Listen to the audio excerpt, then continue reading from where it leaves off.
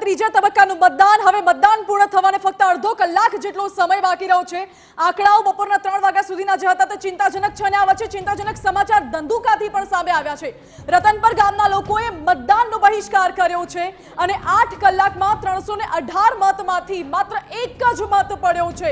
રાજકીય પક્ષો માટે ખૂબ મોટો ચિંતાનો વિષય। ગામની શાળા અન્ય ગામમાં સ્થળાંતર કરાતા ગ્રામજનોમાં રોષ જોવા મળી રહ્યો છે। ગ્રામજનોએ અગાઉ પણ ચૂંટણી બહિષ્કારની ચીમકી ઉચ્ચારી હતી। શાળા ફરી ચાલુ કરવાની માંગ સાથે મતદાનનો બહિષ્કાર ગ્રામજનોએ કર્યો છે। 1.5 વર્ષથી નાના છોકરાઓનું ભણવાનું બંધ છે। 1.5 વર્ષથી આ નાના છોકરાઓને 3 થી 4 કિલોમીટર સુધી ભણવા કેવી રીતે અમારા છોકરાઓ જઈ શકે? એના માટે સરકારને અમે વારંવાર રજૂઆત કરી, સત્ય અમારું કોઈ સાંભળવા તૈયાર નથી।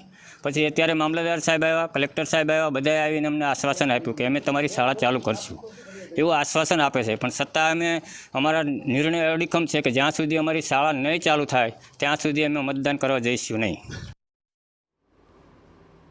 તો શાળા ફરી ચાલુ કરવાની માંગ સાથે ચૂંટણીનો બહિષ્કાર કરવામાં આવ્યો છે। જોકે પ્રાંત અધિકારી મામલતદાર ગ્રામજનોને મનાવવા માટે પહોંચ્યા હતા, પરંતુ ગ્રામજનો ના માન્યા તો ના જ માન્યા।